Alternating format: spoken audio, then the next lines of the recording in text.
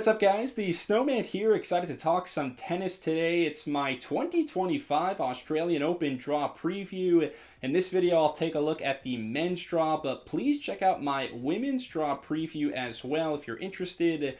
The brand new tennis season always gets me pumped up, so I want to look at who the favorites are at this year's Aussie Open, as well as preview some of the biggest storylines in Melbourne. Let's kick things off with the top quarter of this men's Australian Open draw. We have to begin with the 1 seed and world number 1, the Italian Jannik Sinner, who's coming off a truly historic 2024 season. Around this time last year, he came back from 2 sets down in the Australian Open final against Medvedev to win his first ever major. Sinner backed that up by winning a second major at the US Open.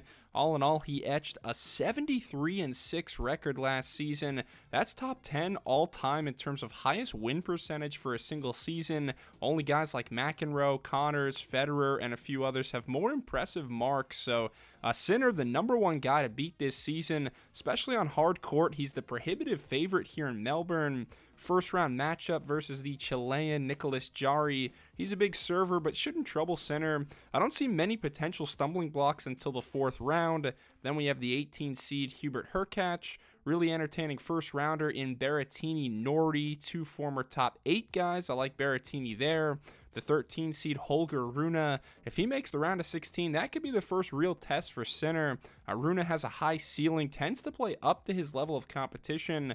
All 4 times Rune and Sinner have played, it's gone to a deciding set as they've split those head-to-heads 2-2. Just below Rune, 11 seed Stefanos Tsitsipas. I'd put him on upset alert in round 1 against the youngster Alex Michelsen. Number 19 Karen Khachanov has had some great results in Australia just 2 years ago, a semi-finalist. And then at the bottom, 8 seed Alex de Minaur, a master of consistency. Quarterfinals at his last 3 major appearances, 4th round showings at his last 3 Australian Opens. De Minaur seems like he's ready to finally take the next step and maybe make a semi-final at a Grand Slam. The Aussie did make a big leap last year, qualified for his first ever year-end finals.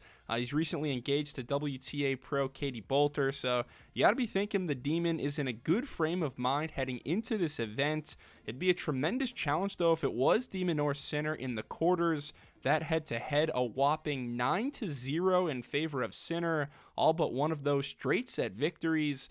The point is, besides maybe Rune, Sinner should be a heavy favorite to get out of this first quarter of the draw if he stays healthy. Moving down the bracket now into our second quarter, led here at the top by the 4-seed American Taylor Fritz. Fritz made some massive strides last year at the majors, 17-4 overall. Quarters in Australia, beat Tsitsipas there, round 4 at Roland Garros, quarters at Wimbledon, and then a maiden slam final appearance at the US Open before falling to Sinner. Huge victories over Zverev in both London and New York, and Fritz has become such a high margin player while also retaining the best aspects of his powerful and aggressive playing style.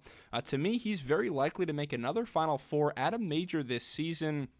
I do think Fritz has more obstacles than Sinner. Jensen Brooksby will be a grueling player to play in round 1, Borna Coric maybe in the 2nd round. Then in the 3rd round, it could be the biggest X factor at this event. Learn the name 30 seed Giovanni Pesci Pericard. The Frenchman plays his fellow countryman Gael Monfils in the 1st round, but he's totally liable to make a deep run. In fact, Pesci Pericard has the 7th highest odds to win this Aussie Open title. He just beat Kyrgios and Tiafoe in Brisbane. He's the newest serve bot on tour. Think John Isner style, but with a little bit more athleticism. He's going to make big waves on the tour this season. And speaking of massive serves, number 21, Ben Shelton, just below him. Kind of an interesting round 1 duel with Bautista Agut meeting Denis Shapovalov. Shapo hasn't quite been the same the last couple of seasons. Down at the bottom, I really like the draw for Daniil Medvedev. He might be the biggest winner of this draw. Medvedev, always dangerous at the Australian Open, a finalist in 3 of the last 4 years. Was up 2 sets against Sinner in the 24 final before the wheels fell off. Medvedev, one of the preeminent favorites at this tournament yet again, and for him to avoid the quarter of Sinner, Zverev, and Alcaraz, that's crucial for him. Medi won't be scared of his good friend, number 9, Andrei Rublev in the 4th round. He's got a 7-2 head-to-head lead there. The first 2 rounds are very manageable. I would pick Medvedev to come out of this quarter with the soft warning of a potential 3rd rounder versus number 25, Alexei Popyrin. The Aussie did overpower and upset Novak Djokovic just 5 months ago at the US Open. Popyrin has won big hardcourt tournaments like Canada last year. He'd have the home court crowd heavily behind him. So I'm really rooting for Popyrin and Medvedev in the third round, and then we'll take it from there. Plenty of storylines in this third section. I want to start at the bottom with the 3 seed, who's everyone's favorite, 21-year-old Carlos Alcaraz, the great showman, who's second to none in the entertainment department. Last season, Alcaraz and Sinner split the 4 major trophies, Sinner nabbing the 2 hard courts, Alcaraz winning on clay and on grass. Oddly enough, the Australian Open has been Carlos's kryptonite as far as the majors are concerned. Quarterfinal loss to Zverev last year. That's the furthest he's been in Melbourne, but he still has the second best odds behind Sinner to win the whole thing and achieve the career Grand Slam. Alcaraz would be the youngest man in the Open era to win all 4 major titles. Not an easy first rounder versus Alexander Shevchenko, who just had a nice run to the semis with Kazakhstan at the United Cup. Alcaraz could see the veteran 27 seed Jordan Thompson in the third round. Korda and Draper, the other seeds in this 8th of the draw. Shout out Thanasi Kokkinakis versus Roman Safulin. If you're looking for a 5-set thriller in round 1, Thanasi seems to always play them at the Australian Open. Then in the top half, we have the future Hall of Famer, 7 seed Novak Djokovic. Unfortunately for him, a precipitous drop-off over the past 12 months. All of a sudden, Joker doesn't feel so invincible in Melbourne. Last year when he came in, he had won the past 4 Australian Opens that he competed in. Now he lost in the semis to Sinner last year. Djokovic's ranking has dropped from 1 to 7, and he's fresh off his first calendar year without an ATP Tour level title since 2005. The good news is that 3-time major champion Andy Murray, a man who Novak shared so many battles with for the better part of 20 years, now Murray is in Djokovic's corner as a coach. Excited to see what Andy will bring to that partnership. Fun first-round match. Watch out for this 19-year-old Basaveretti, currently in the Auckland semis. He could be a big riser this year. Djokovic could also see in the third round a player that just beat him a week ago in Riley Opelka. At 6'11", he can totally take the racket out of your hands.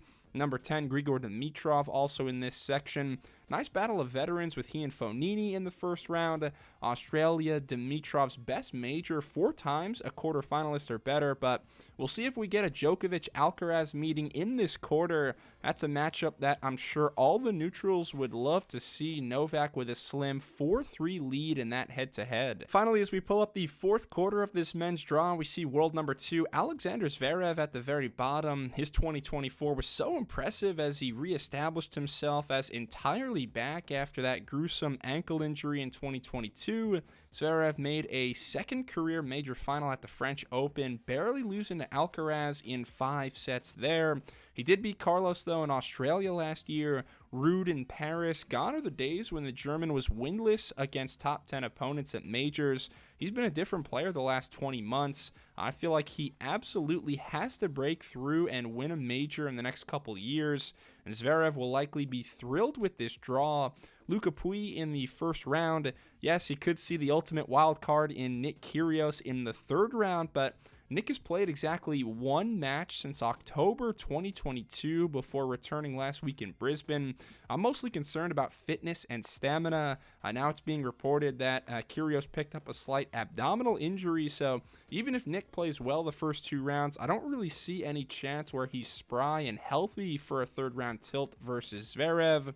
Couple of French seeds just above in number 20 Arthur Fils and 14 Hugo Humbert. Tommy Paul is interesting in the 12 seed spot. This is a huge break for him. Paul made the semis in Australia 2 years ago, and to be drawn in the Casper Ruud section is a big deal because the 6 seed Ruud hasn't always performed his best at the Aussie Open with the hotter, quicker conditions. Typically, Ruud excels in slower, grittier conditions, specifically on clay, or slower hard courts because of that heavy topspin forehand.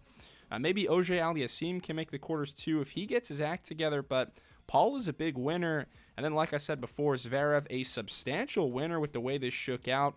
He could have had Medvedev or Djokovic in his quarter. Instead, he gets Ruud, and he also has the added benefit of Djokovic and Alcaraz having to go through each other just to reach Zverev in a potential semifinal. So I think it's a perfect draw for the German. I know it's somewhat chalk, but because of the draw, I would probably have Sinner and Zverev meeting in the final. Maybe Medvedev if he's in top form, but yeah, I'm sad we no longer have legends like Nadal and Murray in these draws, but still plenty of stars to light up the Melbourne sky this month. Thanks a lot for watching my Aussie Open draw preview on the men's side. Please leave a comment. Let me know who you think will win this entire competition, who your dark horse is, who you think I'm too high on, or maybe who I'm too low on. If you enjoyed it, though, please subscribe to the Snowman Sports Media for more tennis and other sports videos. Cheers!